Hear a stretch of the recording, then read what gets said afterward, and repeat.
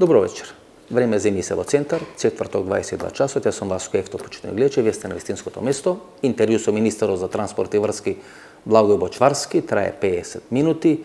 Тема катастрофалната, трагичната несреќа, 45-46 загинати лица, да не доложам многу.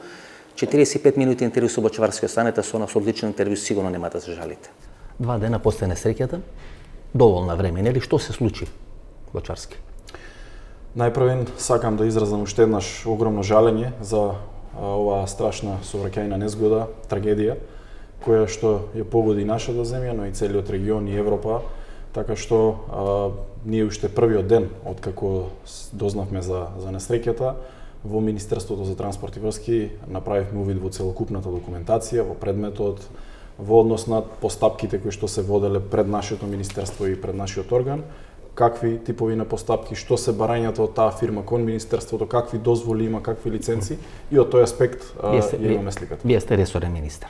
Значи, да не влагаме во папирологија. Ќе дојме до тој дел, меѓутоа, суштината, што според вас се случи? Гледате, имаме една несреќа во Бугарија, некаде на 40-50 км од Софија, и ние всушност сваќаме колку сме неспремни да влеземе Европска унија. Значи, бугарите не одржат лекција и во дел на истрагата, и во дел на медиумско покривање, безмалку во цели и во сите сегменти.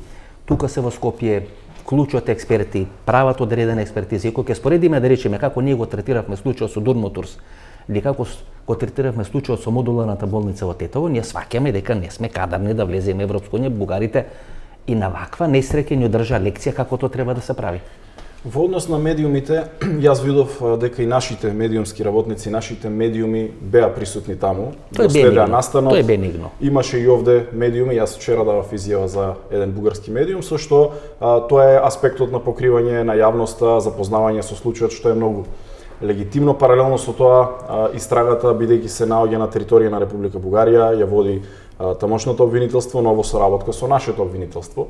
И сметам дека ние уште веднаш првиот ден вечерта, како влада, како институции, излеговме со сите првични сознанија, официјални, кои што ги имаме и кои што можеме да ги споделиме со јавноста. Излеговте многу поорганизирани реално сега во споредба со модуларната болница.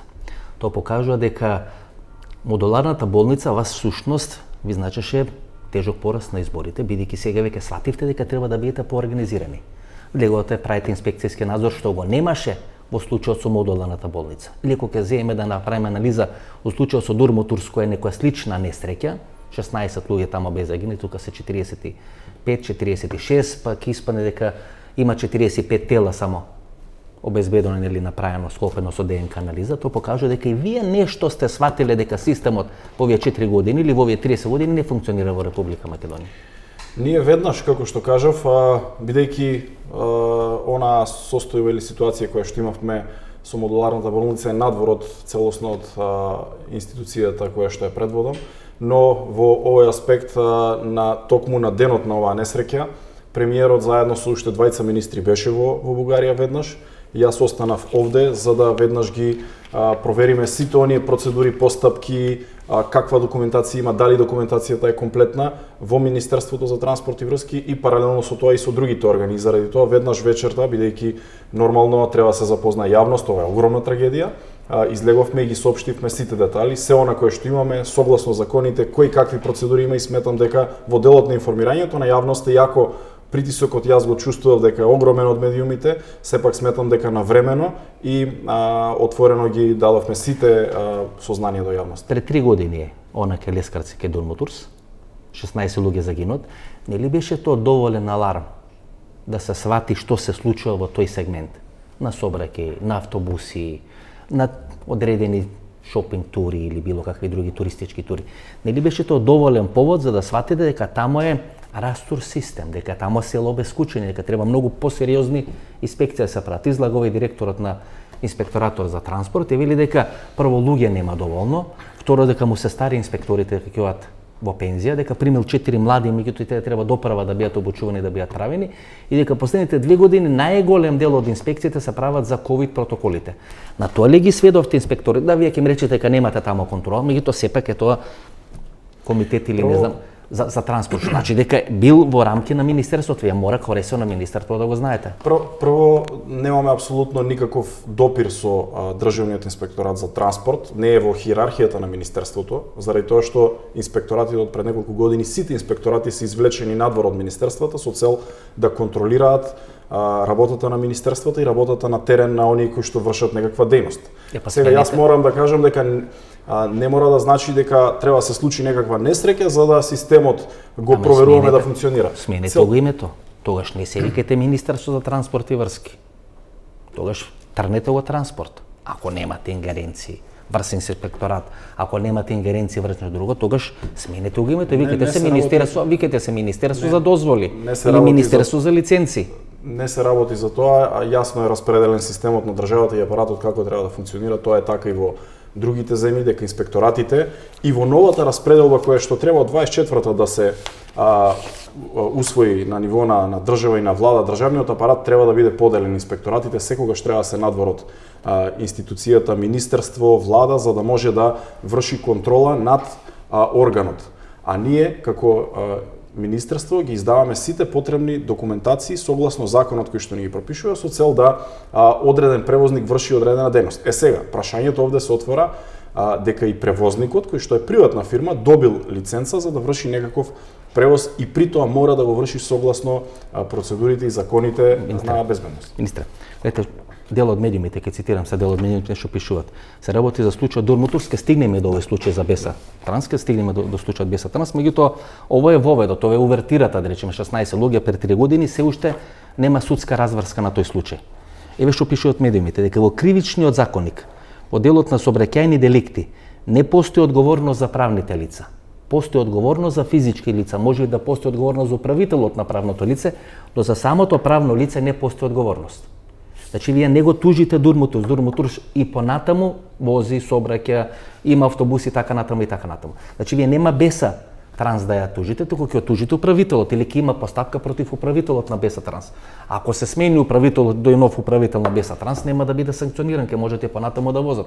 Значи, сам да кажам дека во рамки на системот имате вградено одредени фабрички грешки, не велам дека вие сте ги вградили, но постоја 30 години, и тие не се санкционирани. Ако се санкционираше Дурмотурс, можеби немаше да се случи ова. Зборуваме сега за колку е да е хипотетски, можеби немаше да се случи за каков тип на санкции. Во делот на кривичните постапки кои што се водат, се има институции. Дали е тоа обвинителство и било кое обвинителство од државата кое што поведува постапки согласно законите и ги изведува пред лицето на правдата одредени компании, фирми и институции кои што прекршиле одреден закон. Во делот на нашата работа, ние еве во ситуацијата со оваа компанија Беса, ние веднаш, бидејќи законот на нас ни дозволува, доколку увидиме некакво прекршување и непочитување на постапките и на правилата на однесување на оваа компанија согласно законот, ние можеме да ги одземеме да ја одземеме лиценцата за превоз. И ние веднаш тоа во текот на вчерашниот ден го направивме согласно. Тоа можеме да го направиме доколку добиеме допис од Државниот инспекторат за транспорт дека констатирал некакво прекршување, дека нема одредени документации, ние ја одземаме лиценцата или во вториот случај, како што сега направивме, е бидејќи ние побаравме од МВР да добиеме официјален допис кое е возилото кое што е опожарено во Бугарија, кога добивме официјалниот допис возилото со таблица, број на шаси и број на мотор, ние веднаш постапивме бидејќи констатиравме дека оваа фирма ги прекршила процедурите за тоа да врши транспорт, меѓународен транспорт и ние веднаш вчера ја одземавме лиценца. Излагате пред 2 дена на заедничка пресконференција Бојар Осман и министерот Оливер Спасовски вие. Оливер Спасовски пред вас вели: последен технички преглед, последна проверка на возилото е направена на 5 октомври. Значи тоа е некаде пред 40 дена. Значи, Министерството за внатрешни работи или овие станици за техничка контрола на 5 октомври направиле технички преглед. Значи, возилото е проверено, дали е согласност, ќе се види дали таа согласност е реална или не е реална. Сега всушност изгорено возилото нема да може да се направи одредена експертиза. Меѓутоа, последен технички преглед е на 5 октомври, што значи дека системот го евидентирал дека постои тоа возило. Значи, ходел да му прави технички преглед. Значи, Беса Транс веројатно платила, веројатно доставила кога јас ходам технички да регистрирам кола, поднесувам сите документи што се тамо, чие е возилото, кој е собственик на возилото и така натаму и така натаму. Ако е возилото на фирма, тогаш оди управителот на фирма да потпише. Значи не може да го регистрира шоферот или возачот возилото. Значи на 5 октомври ви поминува низ Министерството за внатрешни работи. Значи имате евиденција. Не може да биде фантом една година или година и нешто дена тоа возило да ви вози тука низ Балканот. Не само во Македонија, Бугарија и Турција, тоа се дестинациите, и тоа да биде едно фантомско возило. Како може да се случи? Комуницирате ли вие со Министерство за внатрешни работи, со овој транспортен инспекторат, со царина? Видите, Дел на влада сте или не сте на иста влада? Кога да сте институции на 4 различни држави? Такво чувство јас добио. Во државата, во нашиот систем на Министерството за транспорт има преку 3500 возила автобуси кои што се обраќаат на вакви дестинации. Тоа се дозволите за меѓународен слободен превоз на патници, за линиски превоз на патници, за превоз за сопствени потреби и за меѓуопштински превоз. Тоа се што е надвор од градовите. Ова е за од општините. Меѓународен слободен превоз. Така. Сите 4 типа на Значи не вози во Република Македонија. Да. Сега, ние во сите овие 4 конкуренции кои што ги имаме овде, кои што ги контролираме, имаме преку 3500 Добро, возила. ова има кои што се вметнати. Ова возило не е во тие, вметнато со лиценца за извод од лиценца за транспорт. Како може година дена возило да не биде вметнато во систем? Еве ќе дојдам и до тоа. Мислам, видите, 4 пати без Атранс, 4 пати без Атранс, како што каже овој директорот на транспортниот инспекторат, има кривични пријави. Поради ковид протоколи. Повторно сега не се почитаат ковид протоколи. Бидејќи има 48, 50, 52 зависи нели од информациите, точно не се знае ни бројката колку биле на седница на влада веќе имаме протоколите се ослободени до 100% пополнетост на автобусите. Во текот на летниот период, јуни или месец јули, значи, точно на 91 и да има 50 патници внатре. Со 100% може да возат сега. По ковид протоколи, да. Значи не може да влагат што се вели во кафана или во кафичи, но во автобуси може да бидат 100% пополнети на пола метро растојање. Значи видите, во текот на летниот период кога се ослободува мерките и протоколите, веќе тешка есен, министре. Да, меѓутоа во текот на летниот период на барање на Сдруженијата на транспортните компании, бидејќи тогаш веќе се ослободија протоколите, Комисијата за заразни болести го разгледа барањето и протоколите се ослободени за 100% пополнетост. Имате ли вие, еве и да бил транспортниот инспекторат под ингеренција на министерството, ке сте можеле ли да вршите контрола на Руфет Хисеини? Контрола треба да врши инспекторатот без разлика под која институција треба да врши контрола на терен по случаен избор, редовна воредна контрола. Значи прашање беше друго. Ќе има сметат дека треба да или по пријава. Еве 2013-2014 година да не беше сменета организацијата. И овој инспекторат транспортен да беше под Министерството за транспорт и врски. Ке смеевте ли вие со ваква поставеност на ДУИ да вршите контрола врз институции? Апсолутно секогаш. Бидејќи овој човек кој порано беше градоначалник на ЗАЕС, ви се јавува како еден од финансиерите на партијата ДУИ, што значи дека е близок соработник на Али Ахмети. Дали во ваква поставеност на владата вие имате капацитет да извршите контрола кај луѓе кои се блиски на Али Ахмети, бидејќи нели се наметнав впечаток дека Артан Груп и Али Ахмети владаат во државата и дека никој ништо не може. Па се случува Дурмо Турс и немаме никакви санкции, па се случува модуларна болница у Тетово. Па има повторно немаме никакви санкции, се случува сега без Атранс. Секој. И имаме транспортен инспекторат кој што под контрола на кој што прекршил процедури и закони во државата, ќе си сноси одговорност заради тоа и сега и во овој случај да оставиме постапката да тече и обвинителството на надлежните органи да си ја завршат работата за да го видиме целиот предмет. Јас не би сакал сега да преюдицирам или да осудувам некој кој каде е прекршил постапката. Тоа кое што ми го дава законот, јас веднаш постапив и во однос на одземањето на лиценцата, веднаш ја одземав лиценцата согласно законот кој што ми го дава правото во оваа земја. Еве он ви се јавува како главен еден од финансиерите на ДУИ, кампања 2014 година, официјален документ на извештај за членарина. Али Ахмети е прв со 27.000, он е на неко 8 место. Руфат Хусини со 7.500. Значи тој е висок функционер. Треба секој да ги почитува законите без разлика. Специјалното јавно обвинителство укинато пред 2 или 3 години, нема еден албанец против кој се води постапка.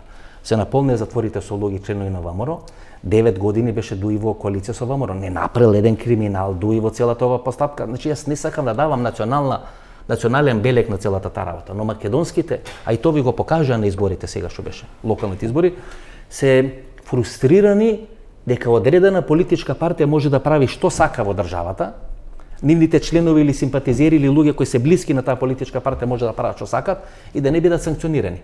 И на крај имаме модуларна болница со загинати 14-15 лица, имаме Дурмотурс 16. И таму има истрага која што е во да, тек, и имаме овде 40 и овде имаме 45 лица. Само што е започната истрагата, тоа е веќе меѓународна истрага овде во овој случај, треба да излезат обвинителството на Бугарија во комуникација со нашето обвинителство. Она кое што можам јас да во оваа ситуација да го кажам е дека сме на располагање за се што е потребно во делот на овој предмет или на било кој друг предмет да помогнеме во истрагата со цел да се расчисти и било кој да има некаква вина во однос на овој случај да си ја понесе одговорност овде. Нема дилеми, имаме голем број на жртви, загинати. Аспектот на безбедноста во сообраќајот, таму ги следам медиумите, каков бил патот, безбеден, небезбеден, која е причината, човечки фактор, техничка грешка на неисправност, како и да е, треба да се покаже истрагата. И во тоа не би сакал да навлегувам, но она кое што е во нашата надлежност и ингеренција, ние ќе го превземеме. Добро, Бочевски. Значи, сега се вратиме на случајот со Бесатранс. Те имат 5 автобуси, од кои 4 се пријавени. Колку што јас можам да разберам.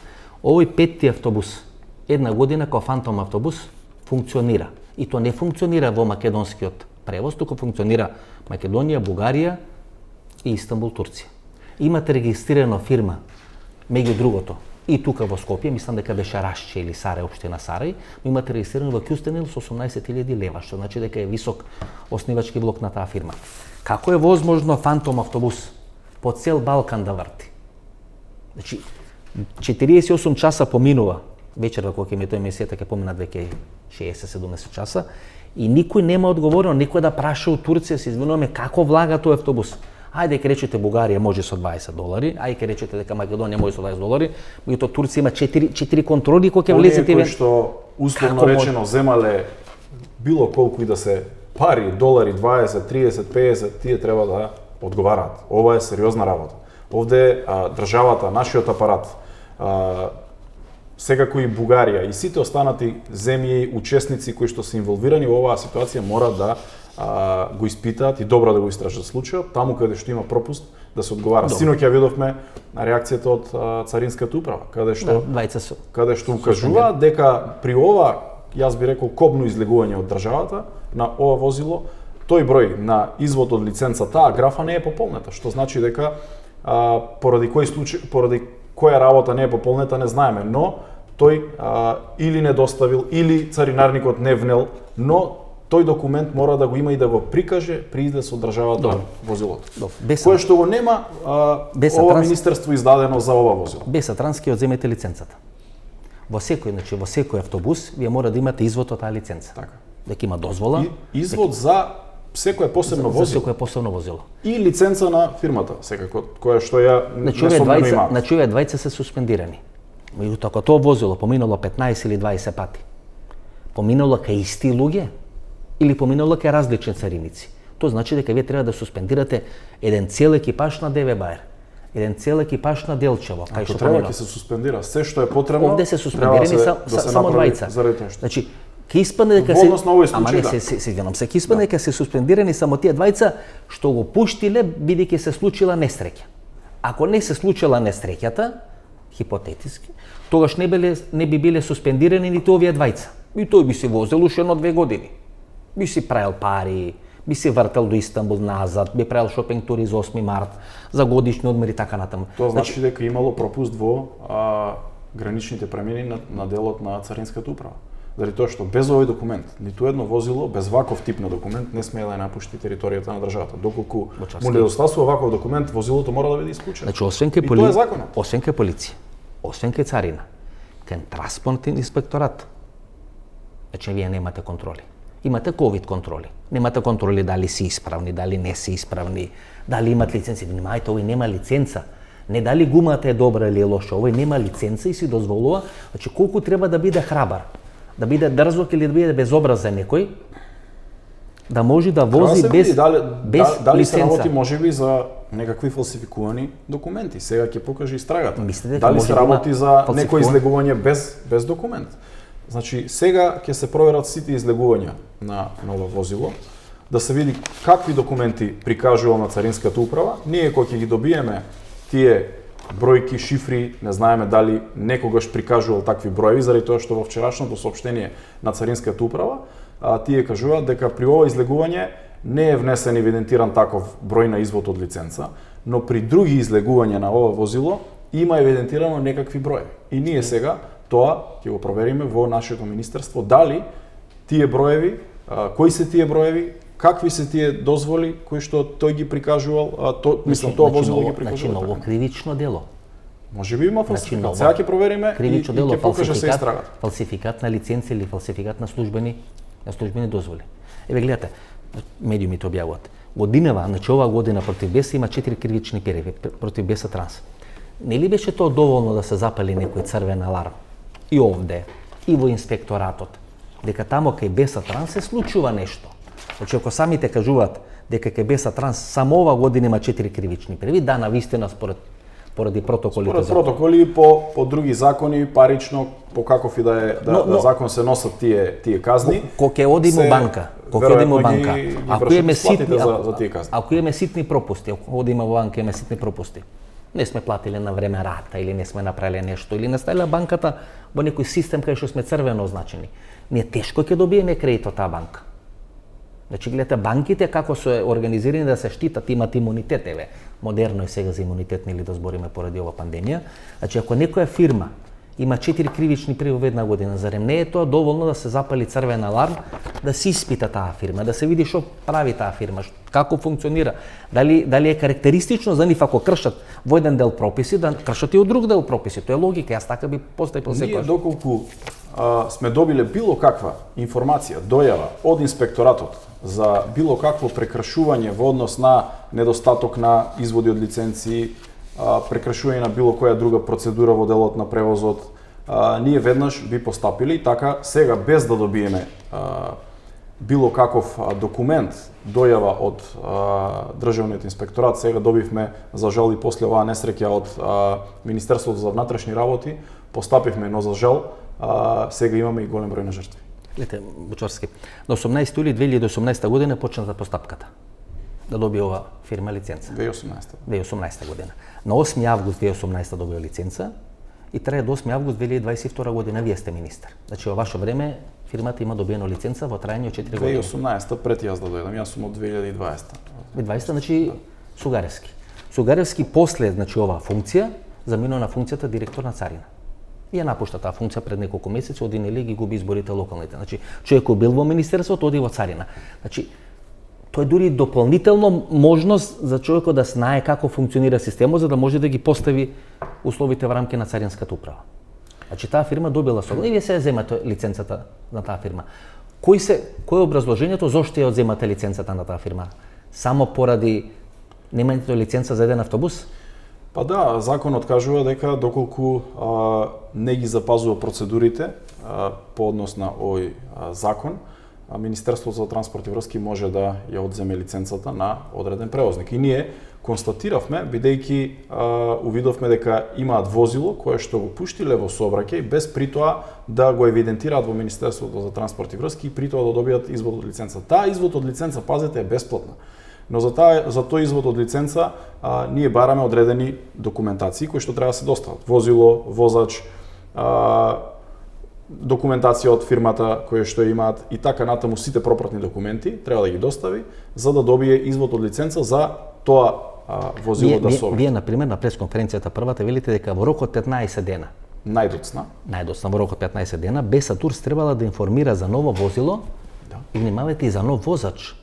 Значи, толку се рестриктивни и ригорозни законските определби, не само за возило, туку таму има нели листа на 10 возачи кои се дадени за која е дадена лиценца, ако се сменат. 4 во моментот таа фирма има 4 автобуси и 4 возачи. Пријавено во нашата база на податоци. Ова е веројатно, односно сигурно 5 може да има 4 возачи и 4 автобуси, тоа ако сите автобуси се ставени во функција, а се ставени еве сега 4 автобуси возеа. Да, и за овој автобус доколку добил побарал да добие извод од лиценца, требал да пријави и возач. Се извинувам.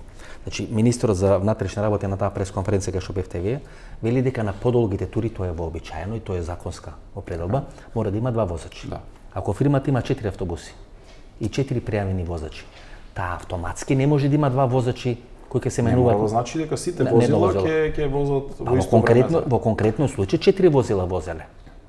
3 го напуштиле местото. Не се сите, колку што јас имам информации, не се сите собственост на оваа компанија. Не се сите на собственост. Така тоа беше информацијата во медиумите. Чива собственост е тие? Немам информација чива собственост се останатите 3 возила. Но ова кое што има инцидент во Бугарија е собственост на оваа компанија. Колку возила биле собственост на Беса Турс кои учествувале во оваа тура сега? Скопје, Софија, Истанбул? Според моите информации, за ова возило имам информација дека е на Беса Турс. Но за другите немам информација чива собственост се. По тоа што знам дека нема.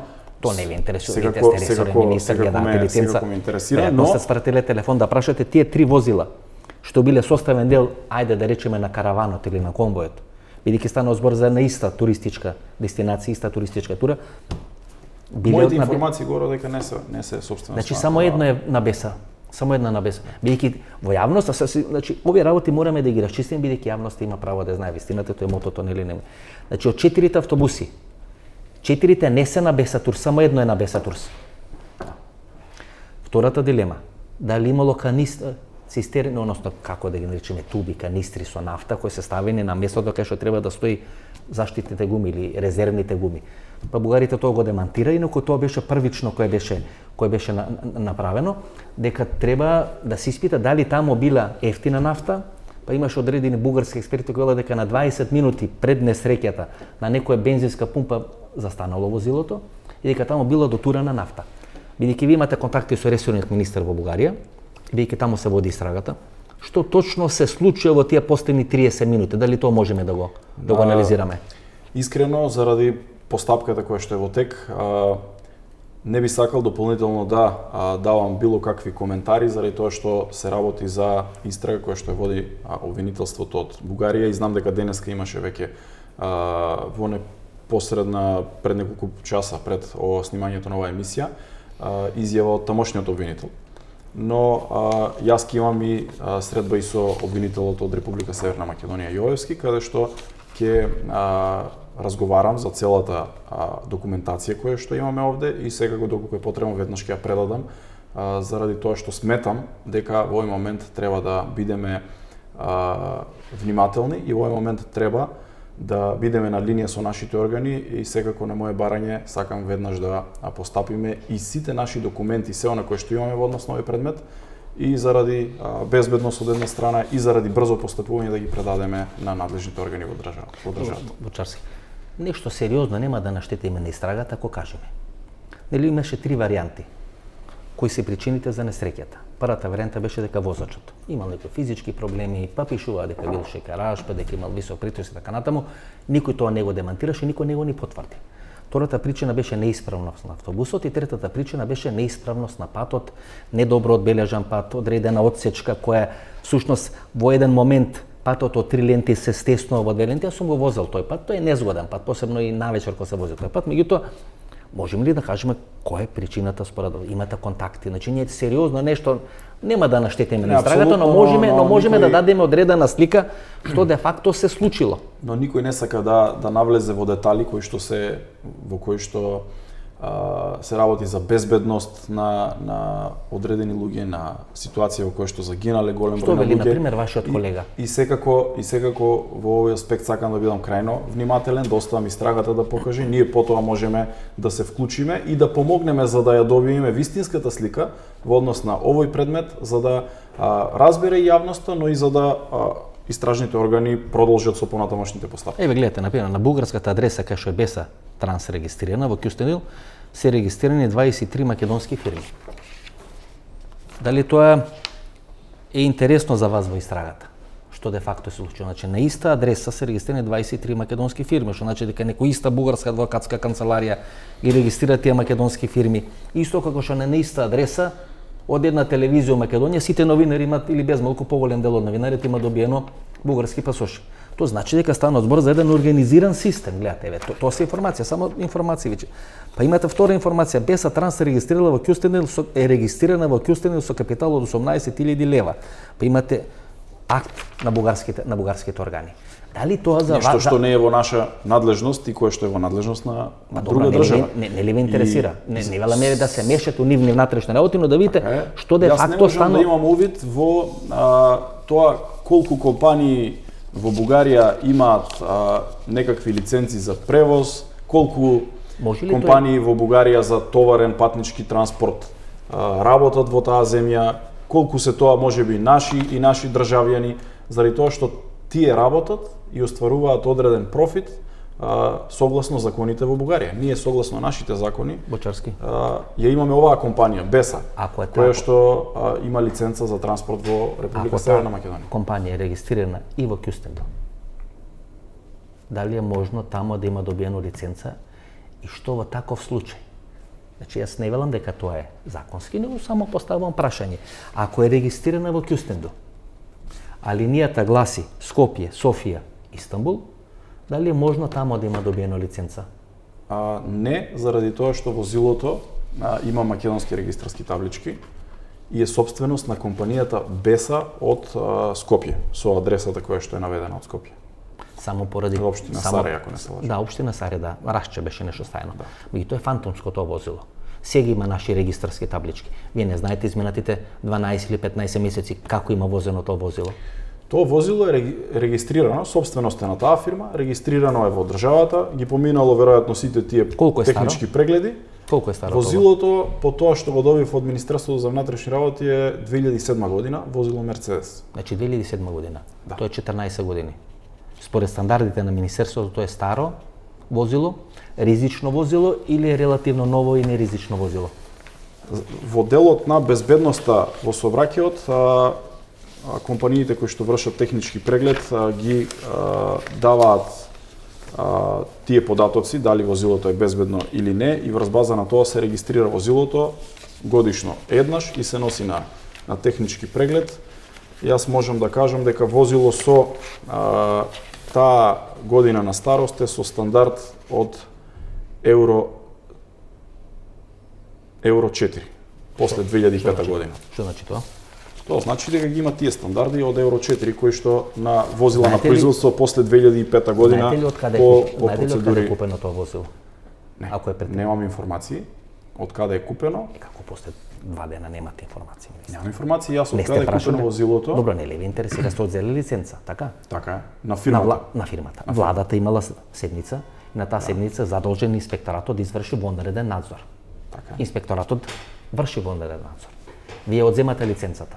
Велите дека тоа возило функционира 1 година, значи вие мора да имате патна што се вика рута, тие прашања ги има Министерството за внатрешни работи, секако во текот на наредните денови повторно ќе информираме јавноста во делот на нивниот аспект, ќе информираат кога е влезено, како е влезено, кога е царинето, можеби царинската управа ќе има дополнителни информации, доколку е увезено од надвор, која е првпат регистрирано во државата кај нас.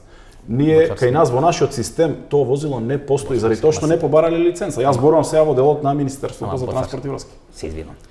Овие направиле реконструкција на 45 тела со ДНК анализа, говорам за бугарите. Најагленисани тела. Значи успеале да склопат 45 тела, иако ние сметавме дека се 46 тела. А ние не можеме да склопиме една траекторија. Зошто не се согласувам со вас? Значи ние не можеме да склопиме една траекторија. Кој бил претходно собственик? Кај го купил од Германија, го купил од некој пазар во Бугарија, како влегол у Македонија. Ние не знаеме ни кај влегол, ни како влегол, меѓутоа функционира. Сите тие прашања држава да ги има, но ги имаат матичните институции кои што ги имаат ингеренциите да постапуваат по таа работа. Министерството за внатрешни работи, Царинската управа и Министерството за транспорт и врски имаат различни сознанија и различни аспекти на во целиот овој склоп на околности. Јас зборувам за овој аспект кој што јас го имам. Разговарате вие со министер за внатрешни работи? Разговарам. Со овој ВД директор што на Царина комуницирате? Да, секако. Не ви интересирало да му кренете да речете министре? Или Оливер, или како се обраќате? Како има влезено ова возило овде? Кога е донесено? Од кого е купено? Зашто не е евидентирано? Ке Сите речете овие- но лично нели сте му кренеле телефон да му речете како Јас може човече сум- година дена јас сум не ми стана запознат дека да функционира возило кое дека не е возило- евидентирано. Јас сум запознат дека возилото кое што е опожарено, побарав директно од министерот за внатрешни работи да добием официјална потврда за тоа кое возило е, кој број на мотор го носило, број на шасија и која регистарска табличка, за да ние согласно нашите ингеренции веднаш постапиме доколку се работи за возило кое што го нема во нашата база на податоци да ја одземеме лиценцата. Тоа е нешто кое што веднаш сум побарал, веднаш сум добил информација во текот на вчерашниот ден и веднаш вчера постапивме и одземавме лиценцата. Тоа е нешто кое што јас сметам дека во делот на моите ингеренции законите и уставот ми дал право веднаш да постапувам. Јас знам кои се вашите ингеренции. Но со вас правнили интервју и вие сте член на влада, седите таму со овие министри, значи разменувате мислење, второ сте нели политичар, сте биле потпредседател на СДСМ и така натаму и така натаму. Ова возило фантомско ви се врти изминатите година дена. Како што го читам Руфат Хусейни, овој што е директор на транспортниот инспекторат, 4 контроли на возила на Беса Транс се направени токму на граничниот премин ДВ Бајре. И се констатирани одредени неправилности, окей, добро, се констатирани врз база на протоколи за ковид. Која е веројатноста во тие 4 возила да не биде баш оваа возило исконтролирано, а вози нели фреквентно, што се вели. И ако е контролирано само за протоколи, како не сгрешиле па да исконтролираат дали имат лиценција, дали немат лиценци, колку возила имат, што возила имат и така натаму. Па треба да го прашат и него. Можеме многу да претпоставуваме, се согласувам со вас и јавноста треба да знае. Сите сме заинтересирани за детал повеќе. Јавноста е консервирана и затоа ве прашувам. Да, не сте возиле вие, не сте пуштиле вие, не сте вие виновен за тоа, меѓутоа имате среќа да биете на овој ресор и да ве прашуваме, тоа е суштината. Не бегам јас од одговори, но секако тоа кое што го имам како документација, бидејќи се работи за сериозен и тежок случај кој што го имаме во моментот, јас одговарам согласно процедурите, документите и тоа што сум постапил. Ние седница на влада, бидејќи споменавте, имавме истиот ден кога се случи несреќата со тогашните сознанија кои што ги имавме дента во 12 часот, 13 часот во тој момент, ние информиравме и јас ја информирав владата и сите со своите сознанија, но тоа беше истиот ден, односно неколку часа после несреќата, и токму поради тоа од тој момент понатаму министерствата работат на сите дополнителни сознанија кои што ќе ги добиеме за да се расчисти случајот, односно да предадеме се што имаме кон обвинителството. Печарски, не ли ве навредува формулација невидливиот автобус? Невидливиот автобус? Невидливиот автобус. Кој Ја не сметам дека е невидлив автобусот. Тој не бил пријавен кај нас согласно законот, согласно член 11 став 5 од Законот за превоз на патниот сообраќај. Секој превозник, односно организатор на превоз, е должен веднаш, а најдоцна 15 дена од промената на станата да пријави кај нас некаква промена. Колку е затворска казна за тоа? Тоа ќе го одговорат истражните органи. Ве велите не се согласувате дека е невидлив. Ако бил видлив. Во нашиот систем не е пријавен, но државата го има евидентирано во Министерството за внатрешни работи како возило кое што е влезено овде, кое што е регистрирано, ги исполнува веројатно техничките можности да сообраќа тоа возило, но не добило од кај нас изводи од лиценца за да транзитира и да патува надвор од државата. Се извинувам. Бидејќи имавме попис пред месец и пол дена. И кога беше спореден пописот, и представници на власта кажаа дека системот е така направен што не може да се случи грешка. Еден исти човек да биде попишан на две места. Туку има вкрстени информации кои се добиват, дали е присутен тука 12 месеци, дека тие информации се добиват од царина или од полиција на ДВ Бајер или на Кафасан или не знам на Табановце. Дека системот за здравствено осигурување, системот за пензиско осигурување си функционира, дека тоа се вкрстени информации. Овде ние сваќаме и гледаме дека системот не функционира. Значи, се извинувам, ама тој суштински, ке вас нема лиценца, но вие го ставате тој податок во системот. Возило без лиценца ви се појавува во МВР, возило без лиценца ви се појавува на граничен премин, возило без лиценца ви се појавува царин и викате не согласувате дека невидливо.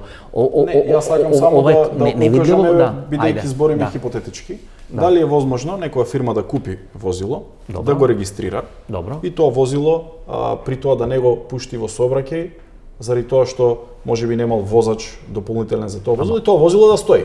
И согласно МВР, согласно податоците во МВР, тоа е регистрирано и стои на плацот. Во моментот кога тој сака да го пушти на одредена релација да вози патници, тој веднаш во тој момент мора да дојде во транспорт и врски и да го пријави тоа возило. Тоа не е направено. Овде е пропустот и грешката на компанијата. Сите имаме одговорност во општество. И институциите, но и сите кои што вршат дејност. Лево од мене или десно од вас имате компјутер. Ние живееме 2021 година. Кога кликнете во тој компјутер добивате се. Добивате се за Благој Бачварски, добивате се за Васко Евтов, но не може да добиете се за Беса Транс. Значи возило постои, возило е регистрирано, технички преглед на 5 октомври е направено во Министерството за внатрешни работи. Евидентирано е бидејќи поминало 20 или 30 пати на царински терминали, поминало на ДВБ граничен премин, поминало на оној граничен премин ке Делчево. Вие сте ставили информација дека се други 4 возили лиценцирани во системот информатичен на влада, на министерство и така натаму. Нели може да се вкрстате информација, се види дека тоа возило постои, вози, разнесуваат патници, но нема лиценца кај вас. Важно е прашањето, како можело возилото во ова кобно излегување да излезе од територијата на државата без при тоа во една од графите каде што треба да се вметне бројот на изводот од лиценца издаден од Министерството за транспорт и врски да нема вметнато податок. А во претходните излагања? Ќе покаже сега истрагата, после добиените официјални информации од Царинската управа, како излегувал. Дали се тоа документи кои што се од други возила можеби, дали се тоа документи фалсификувани, и тоа ќе констатираме. Ставно збор за 7-8 поминување во изминатите 20 или 30 дена на тоа возило. А и ке речете во Република Македонија системот е таков. Поминува Бугарија и поминува Турција. Никој не ве алармирал од ресорните министерства во Турција и Бугарија. Никој не го испитал тоа возило и тамо мислите дека давал фалсификувани. Значи нели имате некоја информација од овие соседни држави, Бугарија или Турција, која секи излезе на виделина заради тоа што најпрво ние треба да видиме согласно нашите закони како ја напуштил нашата територија. Согласно законот за патен сообраќај, на секој излегување и влегување во државата од страна на Царинската управа треба да биде исконтролиран и да биде вметнато сите овие податоци кои што треба да ги содржи. Според вас, кој е виновен во целата ситуација? Каде вие бе дефинирале вината во целата оваа ситуација? По вчерашното соопштение и Царинската управа излезе со констатација дека возилото е излезено од границата на нашата земја, без при тоа да биде исконтролиран еден многу важен документ, без кој што не смеело да ја напушти државата. Токму поради тоа јас не би сакал да се ставам во улога на обвинител или на некој кој што ќе покажува со прст кон институции, но секој кој што се огрешил, секој треба да ја сноси одговорноста. Дали некој фалсификувал документи, дали некој пропуштал, дали некој земал мито, не дај Боже, на граница, сето тоа треба во истрагата да се покаже и секој ќе одговара за тоа што го направи. Не дај Боже, некој доктор, лекар, без лиценца, значи ова настојано ни го кажува, не дај Боже некој доктор без лиценца, ќе прима по 100 пациенти на ден. И никој нема да го санкционира, никој нема да знае дека не умре некој пациент. И место пеницилин ќе му даде некој. Јас денеска вас одземав една лиценца на фирма на погребално предпријатие. Тоа се друг тип на превоз и на дејност, каде што сум информиран од инспекторатот дека таа фирма не исполнувала одреден критериум во меѓувреме која била исконтролирана и имам допис од инспекторатот, јас денеска потпишав одземање на лиценцата на таа фирма. Како вие сочувствувате како министар? Имате возило, значи ја не мислам дека вие сте виновен, да не се разбереме погрешно, не сте седнале, вие сте му напишале тамо некоја лиценца, некоја усвај што се вика понизле го надвор Република Македонија. Сам да кажам дека системот нас ко граѓани направи немокни. Ако се случуваат вакви катастрофални нестреки, тога сваќаме дека системот не функционира. Инаку ние немаше да знаеме дека постои некоја Беса Транс, дека има место 4-5 возила, дека тоа возило системот. Видите, значи ние ако ова не се случеше, тоа возило можеше да возуше 12 месеци, 24 месеци. Некогаш системот Васконо, некогаш имаат одговорност, односно секогаш треба да имаат одговорност, а некогаш грешката треба да се гледа и во компаниите кои што добиле лиценца, кои што се овластени од државата практично да вршат одреден бизнис, транспорт, да возат луѓе. И при тоа да не ги исполнуваат критериуми. Имаме ние и друг тип на превоз, авионскиот превоз. Како може авионски превоз да пред секое тргнување да мора да се испитаат сите процедури пред полетување, после слетување, истото треба да се случува и со овој тип на транспорт. И нема тука разлика во овој. Испитавте ли, да речеме, или инспекторатот, дали овие луѓе им се правило систематски преглед? Дали биле здравствено како што треба? Дали биле со некои хронични болести?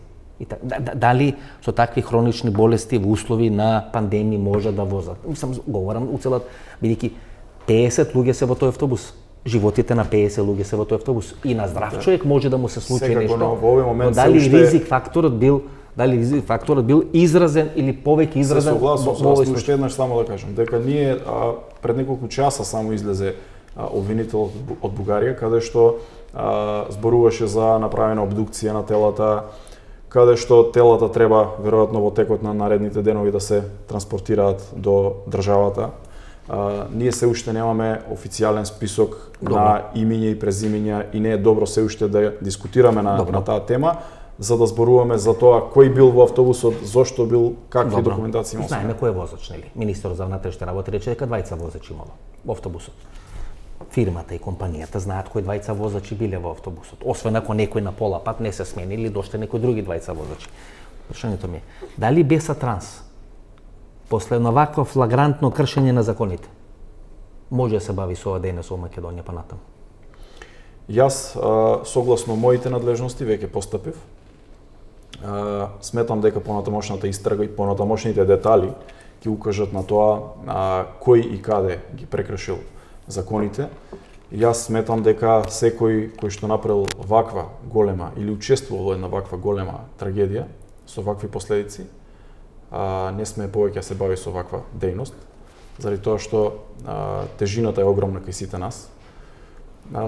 Јас денови ве зборувам многу на оваа тема, заради тоа што треба да ја информирам јавноста и верувајте, тешко да се зборува на темата, претпоставам тоа го чувствувате и вие, а не па да зборуваме за било каква, да кажам, било каков пропуст кој што настанал да биде истолериран или при тоа да не биде санкциониран. Овде не станува збор за никој.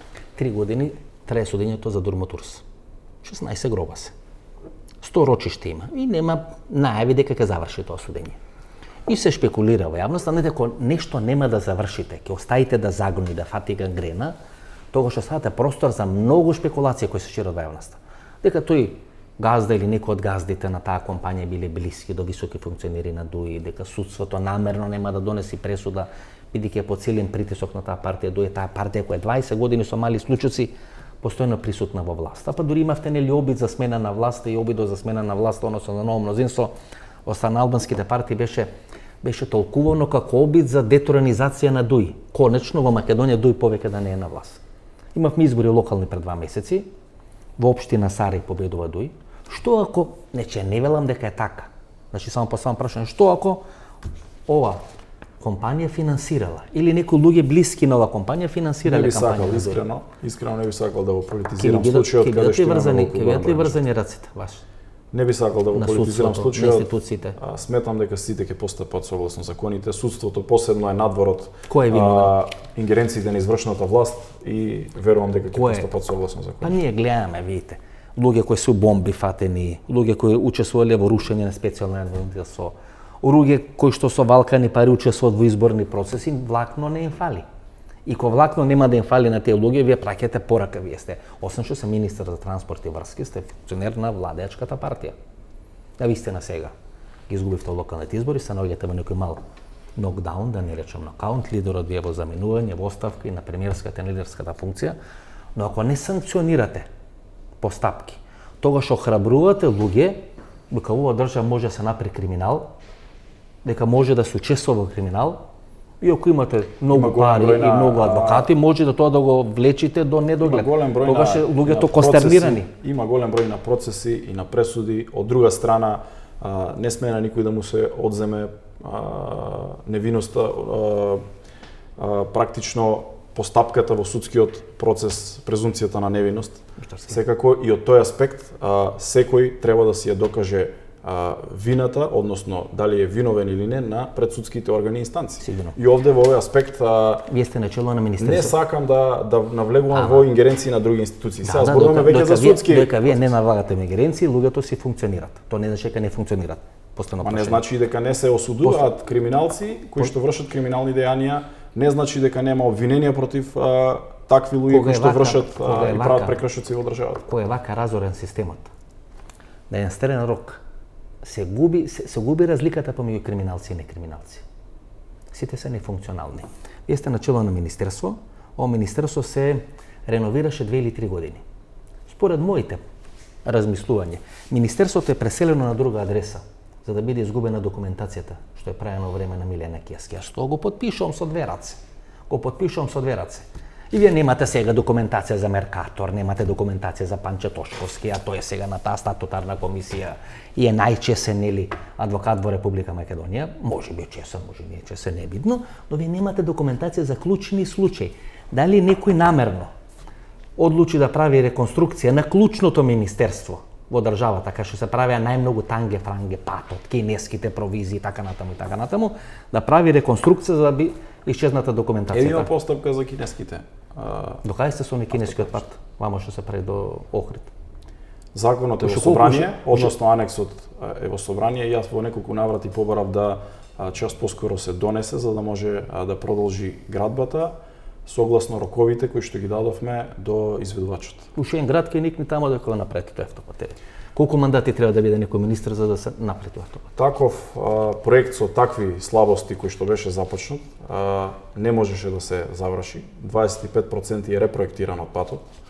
70 нови инфраструктурни проекти се доставени до транспорт и врски да бидат одобрени. Веќе 63 се одобрени, што значи дека ние институционално отвараме простор за работа, но сега треба да се усвои законот за продолжување на рокот, за да може да продолжи да се гради автопатот по сите тие процедури согласно новиот доработен проект и да може да конечно ја види светлината на денот.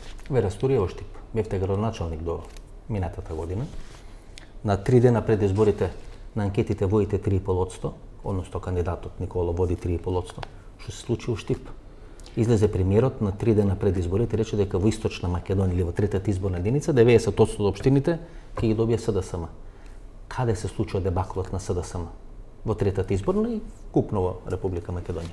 Генерално, веројатно гласачите се од една страна поради ковид пандемијата разочарани, не излегува на гласање. Од друга страна, поради одредени можеби пропусти во политиките, СДСМ беше власт на ниво на централно ниво, на локално ниво, генерално во најголем дел од општините, 60 на општини. Граѓаните веројатно во еден дел од општините побараа промени и тоа е здраво во државата, каде што ќе се случат промени. Сега има локална власт од опозицијата и сега треба да видиме како ќе сработат, што ќе сработат и граѓаните да ја направат разликата кој подобро ги водел општините, со секоја конкретна општина секако зборувам. И од тој аспект сметам дека многу брзо ќе се дознае и граѓаните ќе осознаат кој и како ги водел општините во државата. Проценката дека лузерот Мицкоски нема да победи на ниту едни избори се покажа грешка. Победи лузерот. Вие не изгубивте од Груевски, од Лупчо Георгиевски или некој лидер друг на ВМРО. Вие изгубивте од Христијан Мицкоски. Па јас кога би изгубил од Христијан Мицкоски, не би излагал 2 месеци надвор. Има многу анализи. Ако ги земете анализите по бројот на гласови на владеачката гарнитура, на СДСМ заедно со коалицијата која што беше во владата, уште ги сметате? Секако дека владеачките партии имаат поголем број на гласови од опозиционите. Но опозицијата освои повеќе општини во државата, ние тоа излеговме како партија преку портпаролот, преку председателот и го признавме ова како пораз на партијата, заради тоа председателот како што најави ќе поднесе оставка и ќе започне постапка за избор на нов председател. Моето мислење искрено лично е дека председателот на партијата и на владата треба да остане, заради тоа што во целиот изминат период донесе многу клучни одлуки за државата, донесе клучни и одлуки и големи победи за партијата, секако дека треба заедно да продолжи партијата со негово лидерство, да ги коригира грешките и да продолжи да победува, во што сум убеден. Бучарски, фала многу. Прв министар, после 3 или 4 години кој гостува емисијата во Центар. Фала многу, многу среќа, многу успех. Се гледаме во некоја следна прилика. Ви благодарам и на вас за поканата. Ова беше емисијата во Центар, интервју со Благој Бочварски, прв министар после 4 години во емисијата во Центар. Ако ви се допадна емисијата, фала што ја гледавте, фала за довербата, ново дружење, недела 22 часот, до недела во 22 часот, пријатна вечер Македонија, каде и да си.